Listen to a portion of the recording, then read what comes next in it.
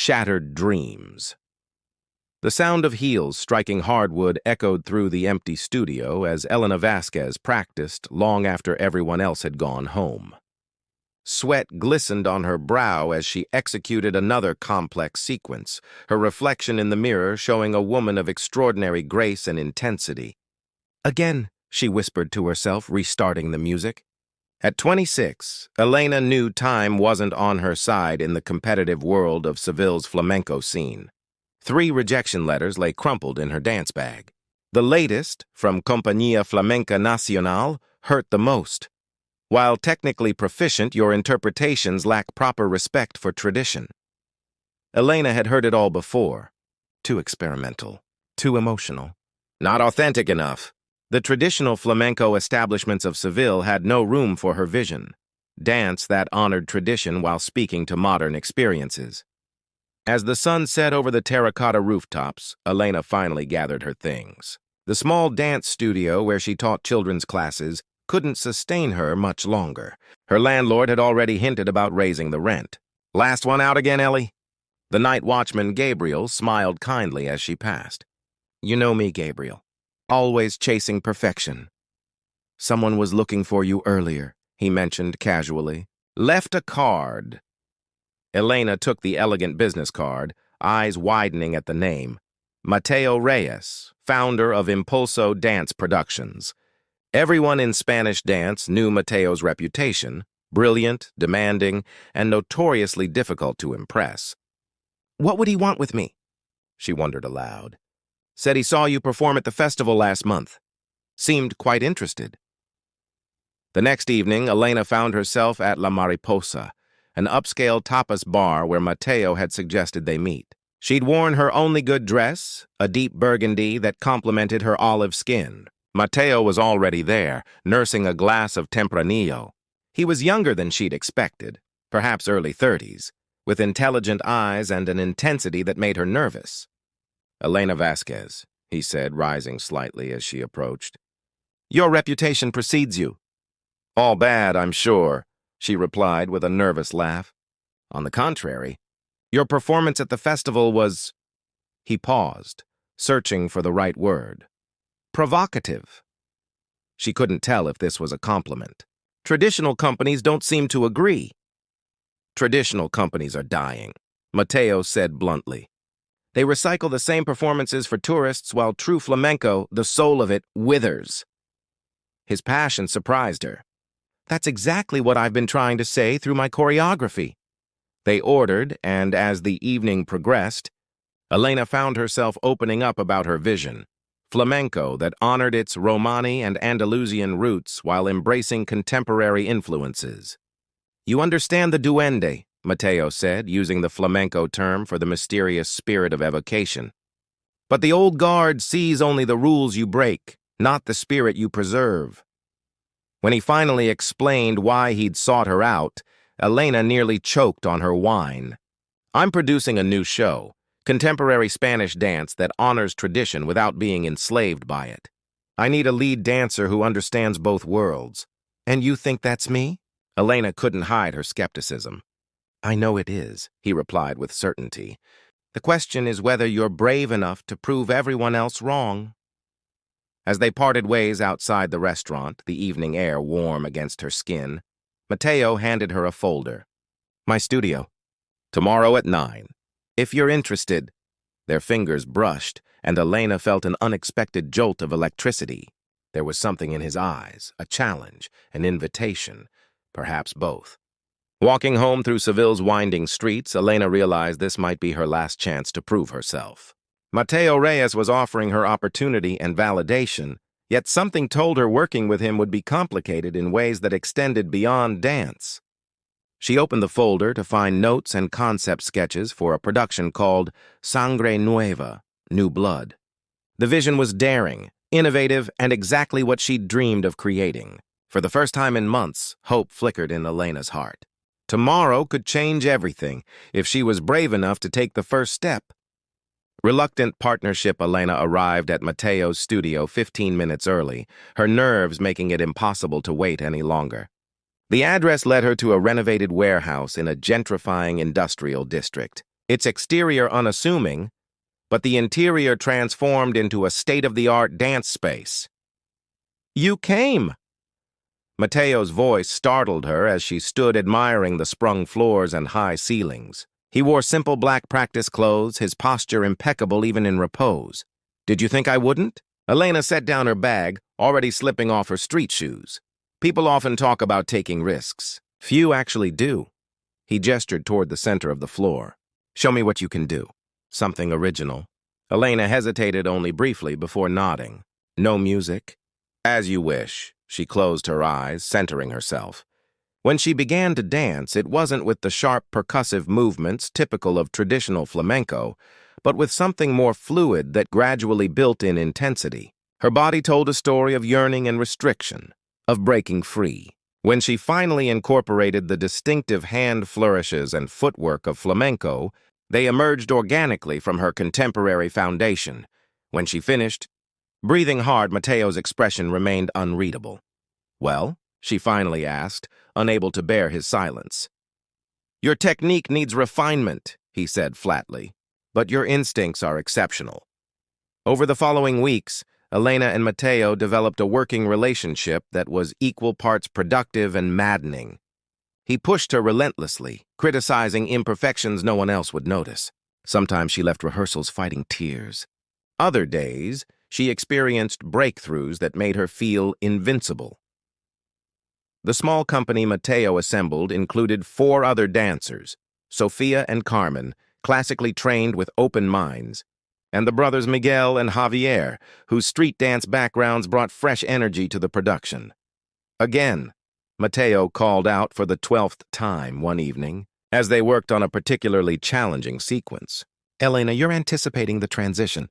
Stay present in each moment." "We've been at this for hours," she protested, wiping sweat from her brow. "Everyone's exhausted." "Excellence requires more than exhaustion," she interrupted. "It requires inspiration. We're just going through motions now." The other dancers froze, unused to anyone challenging Mateo. To their surprise, he considered her words, then nodded. "Everyone take 30. Elena, my office." In his sparse office, Mateo gestured for her to sit. "You spoke up." "Someone had to," she replied, too tired for diplomacy. Unexpectedly, he smiled. "Good. This production needs your fire, not just your obedience." Their conversation shifted to the creative vision of the show, and Elena found herself sharing ideas she'd been too intimidated to mention before. Mateo listened attentively, occasionally jotting notes. "You understand what I'm trying to create," he said finally, looking at her with new respect. "I do. But sometimes I think you forget dance isn't just precision. It's emotion made visible." Something shifted between them that evening.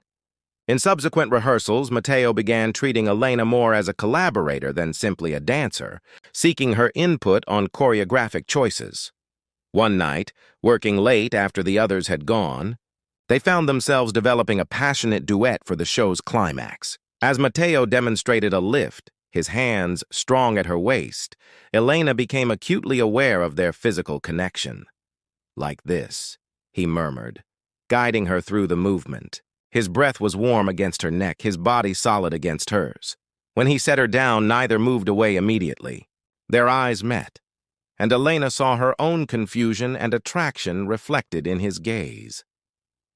"We should probably call it a night," she said softly, though everything in her wanted to stay.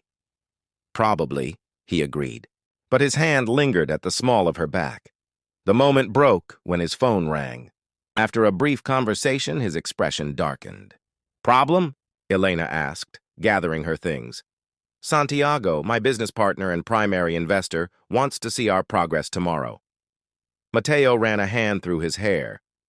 "He's traditional in his tastes." "You're worried he won't approve." "This production is expensive, Elena. Without his backing." She touched his arm gently.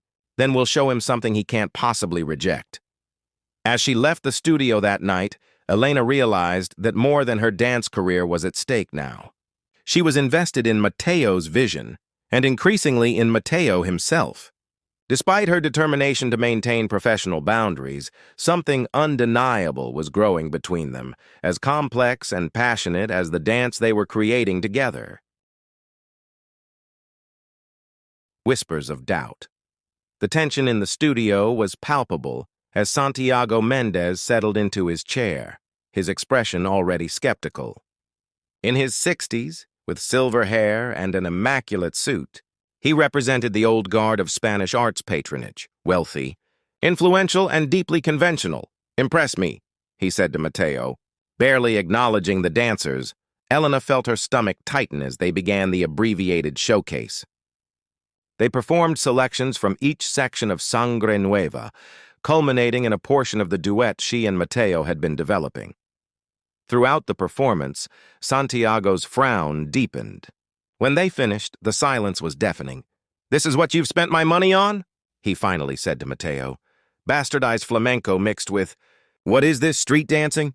"It's fusion," Mateo replied evenly. "A contemporary interpretation that honors tradition while speaking to new audiences." "It's indulgent and unmarketable," Santiago countered. "The tourists who fill theaters want authentic Spanish dance, not this experiment." His gaze settled on Elena. "And this one, her technique is unorthodox at best. There are a dozen classically trained dancers who would bring more precision." Elena felt her cheeks burn, but held her head high. "Elena brings something no classically trained dancer can," Mateo said, his voice tight with controlled anger. "Authenticity, passion. The true spirit of flamenco isn't about perfect technique, it's about expression." Santiago stood, straightening his jacket. "You have 3 weeks until the premiere. Either make substantial changes, including reconsidering your casting choices, or find another investor." After he left, the company stood in stunned silence. "Take the afternoon," Mateo finally said. "We'll regroup tomorrow." Everyone dispersed quickly except Elena, who found Mateo in his office staring at production budgets. "He's wrong," she said from the doorway. "Maybe, but he's also the one writing checks." Mateo looked up, the strain evident in his face. "Without his backing, there is no show. So what now? You replace me with someone more conventional? Water down the choreography? Is that what you think of me?" His voice was quiet but intense. "That I'd abandon everything I believe in at the first sign of resistance?" Elena moved closer. I don't know. "Would you?" In answer, he rose and crossed to her, taking her hands in his. Not a chance. The moment stretched between them, charged with unspoken feelings. Before either could act on them, Mateo's phone rang again. Word of Santiago's dissatisfaction spread quickly through Seville's close-knit dance community. Within days, whispers reached Elena that she wasn't good enough, that Mateo's judgment was compromised by his obvious attraction to her, that the production was doomed. Even some company members began to waver. Elena overheard Sofia and Carmen discussing Santiago's criticisms, wondering if he might be right. "If we lose this opportunity because Mateo is too stubborn to compromise?" Sofia's words trailed off when she noticed Elena in the doorway. "It's okay," Elena said, though it wasn't. Everyone's worried. That evening, rehearsal was stilted, the previous harmony replaced by doubt. When Mateo dismissed everyone early, frustration evident in every line of his body, Elena lingered again. "They're losing faith," she said softly. "People always do, when things get difficult." He looked exhausted. "But I haven't." "Why?" "You could save your relationship with Santiago. Find another dancer who—" "There is no other dancer," he interrupted fiercely. "Don't you understand that yet?" The intensity in his eyes made her breath catch. Without conscious thought, she moved toward him, and this time when they came together, there was no interruption. His kiss was everything she'd tried not to imagine, passionate and tender simultaneously. His hands framed her face as if she were something precious, and when they finally broke apart, both were breathing hard. "I've wanted to do that. Since the first day in the studio, he confessed. This complicates everything," she whispered against his lips. "Everything worth having is complicated." He brushed back her hair. "But I believe in you, in us, both in dance and in this." That night, in Mateo's apartment overlooking the Guadalquivir River, they surrendered to the attraction they'd been fighting for weeks. Their coming together was like their dancing, by turns gentle and fierce, tender and passionate. In the moonlight filtering through gauzy curtains, Elena traced the lean muscles of his dancer's body, memorizing him by touch. Afterward, tangled in sheets and each other, she voiced her fear. "What if I'm not enough?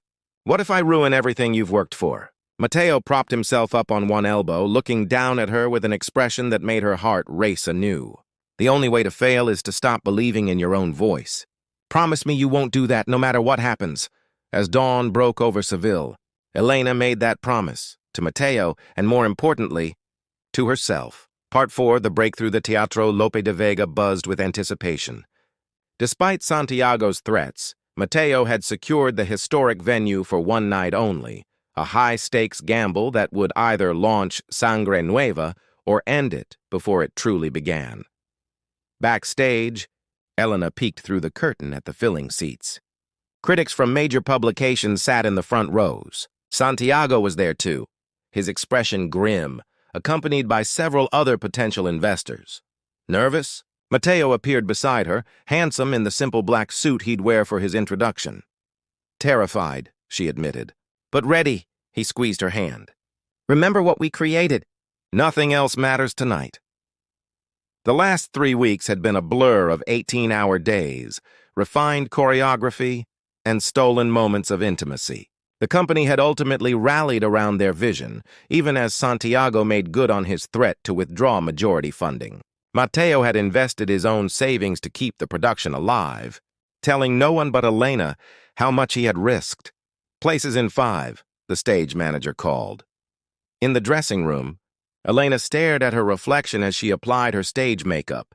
Her costume, a reimagined flamenco dress in deep crimson with strategic cutouts that allowed for contemporary movement, was a physical representation of the show's ethos, honoring tradition while breaking free of its constraints. Sofia entered, already in costume. "There are people from Compañía Moderna in the audience," she said, naming a prestigious contemporary dance company. "And Revista Danza has sent their lead critic." "No pressure," Elena joked weakly. Sofia hesitated. "I wanted to apologize for doubting. After seeing the full production come together, it's extraordinary." The sincerity in her voice gave Elena a much-needed boost of confidence. By the time the 5-minute call came, she had found her center. The lights dimmed, and Mateo stepped onto the stage to introduce the performance. His words were brief but powerful, asking the audience to open themselves to a new interpretation of Spain's dancing soul. And then it began. The opening sequence showcased the ensemble, establishing the production's unique vocabulary, traditional flamenco elements seamlessly integrated with contemporary movement. When Elena made her first entrance, a palpable energy swept through the theater. She danced with abandon, every movement infused with the journey that had brought her here, the rejections, the doubt, the newfound belief.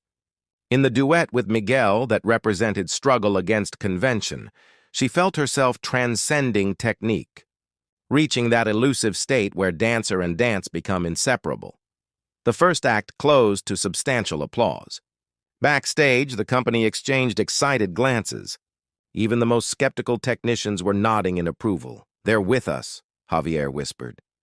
The second act built in emotional intensity, leading to the pivotal duet between Elena and Mateo, added at the last minute, despite his initial reluctance to perform. As they moved together on stage, their personal connection transformed the choreography into something almost supernatural. The audience fell so silent that the only sounds were their breathing and the whisper of feet against the floor. When the final sequence began, Elena's solo that embodied transformation and self-acceptance. She caught a glimpse of Santiago in the audience. His expression had changed from skepticism to something like wonder. In that moment, Elena surrendered completely to the dance. Each movement flowed from some deep wellspring within her, technical precision married to raw emotional truth. When she struck the final pose, sweat-drenched and trembling, the theater remained silent for 3 heartbeats. Then it erupted. The audience rose as one, applause thundering through the historic space. Flowers were thrown onto the stage. When the company joined her for bows, Elena saw tears in Carmen's eyes. "You did it," Mateo whispered as he took her hand for the final bow. The standing ovation continued for nearly 10 minutes. Critics were typing frantically on their phones. And in the front row, Santiago Mendez was applauding with the rest. His earlier disapproval apparently forgotten. Backstage was chaos. Flowers. Congratulations, members of the audience who had found their way past security. Elena moved through it in a daze, accepting praise but searching for Mateo. She found him in a quiet corner, speaking with a distinguished-looking woman she recognized as the director of Compañía Moderna. When he saw Elena, he excused himself and crossed to her, eyes bright with emotion. "They want to discuss a tour," he said, voice tight with suppressed excitement. "6 cities, including Madrid and Barcelona. Mateo, that's incredible. And Santiago is suddenly very interested in being our primary backer again," he added with a wry smile. Nuevo Ritmo 1 year later, Elena stood in the center of a sunlit studio in the heart of Seville's Triana district, watching a dozen young dancers follow her instructions. The space, newly renovated with floor-to-ceiling windows and professional-grade amenities, was the home of Nuevo Ritmo Dance Company. Founded by Elena and Mateo after the unexpected success of Sangre Nueva, beautiful, "Lucia," she encouraged a teenager with remarkable natural talent. "Remember to breathe through the transition." The girl, reminiscent of Elena at that age, but without the burden of constant criticism, beamed at the praise. After class, Elena lingered in the empty studio, savoring a moment of solitude before her next appointment. So much had changed in a year. Sangre Nueva had indeed toured 6 cities, receiving acclaim that transformed both her and Mateo from outliers to innovators in Spain's dance community. Santiago had not only renewed his financial support, but had introduced them to a network of arts patrons who shared their vision. Most significantly, they had established Nuevo Ritmo, not just as a performance company, but as a school and community hub that made contemporary Spanish dance accessible to young people from all backgrounds. The door opened, and Mateo entered with a portfolio under his arm. "Ready for this?" he asked, dropping a kiss on her cheek. "As I'll ever be," she replied. They settled at the small conference table in the corner. The portfolio contained plans for their most ambitious project yet, a full-length dance production inspired by Garcia Lorca's poetry, with a score commissioned from a renowned flamenco fusion composer. "The theater contract is signed," Mateo confirmed. 3 weeks in Seville, then 2 each in Madrid, Barcelona, and Valencia. "And the budget?" Elena asked, always the more practical of the two. "Fully funded." His smile was satisfied.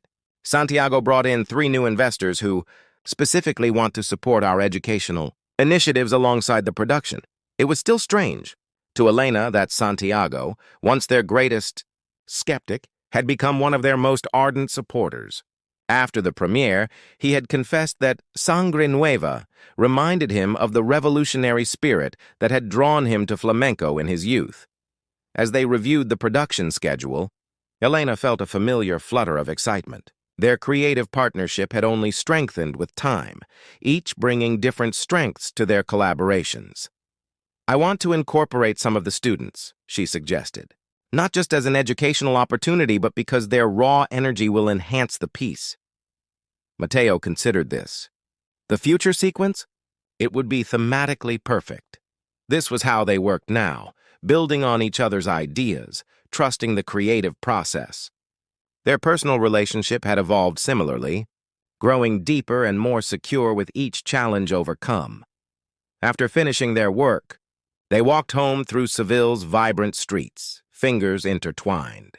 Their apartment, a spacious converted loft near the Alameda, was filled with evidence of their shared life: books on dance history, production sketches, photographs from performances, and the small collection of awards Sangre Nueva had garnered. On the balcony overlooking the city, Mateo opened a bottle of cava to celebrate the new project. As they toasted, Elena reflected on how far they had come from their first contentious meeting. "Do you ever think about that first performance?" she asked. "How close we came to failure?" "I think about the moment I knew we wouldn't fail," he replied. "Watching you dance that night, I saw someone who had found her voice completely. It was—" he searched for the right word. "Transcendent." "We found our voice," she corrected gently. "I couldn't have done it without you believing in me." As twilight settled over Seville, Mateo took her hand, turning it over to kiss her palm in a gesture that still made her heart race. "I have something for you," he said, suddenly seeming nervous, unusual for a man typically so confident. From his pocket, he withdrew a small box. Elena's breath caught as he opened it to reveal a ring, elegant and distinctive, with a small ruby that caught the fading light. "We've created something beautiful together," he said, voice rough with emotion. "A new approach to dance, a company, a school. But what I want most is to create a life with you, Elena. One where we continue to challenge each other, inspire each other, and love each other through whatever comes next." Tears blurred her vision as he continued. "Will you marry me?" "Yes," she whispered without hesitation. "Yes." As he slipped the ring onto her finger, Elena thought about the journey that had brought them here, from rejection to triumph, from doubt to certainty. They had created not just a successful dance company, but a new community that nurtured emerging artists and preserved the soul of Spanish dance while allowing it to evolve. That evening, they celebrated with an impromptu party at their favorite tapas bar, surrounded by the company members who had become family. Sofia and Carmen squealed over the ring while the brothers opened bottle after bottle of champagne. Even Santiago made an appearance, raising a toast to the future of Spanish dance. Later, as they walked home under a canopy of stars, Mateo pulled Elena into a spontaneous dance in a quiet plaza. Humming one of the compositions from their upcoming production, "What shall we create next?" he murmured against her hair as they swayed together. Elena smiled, secure in the knowledge that whatever challenges lay ahead, they would face them together, as artists, as partners, as future spouses. "Something no one has ever seen before," she answered, her voice full of promise. "Something true." And as they continued their dance under the Seville moon, Elena knew with absolute certainty that the greatest performance of her life was still unfolding, not on any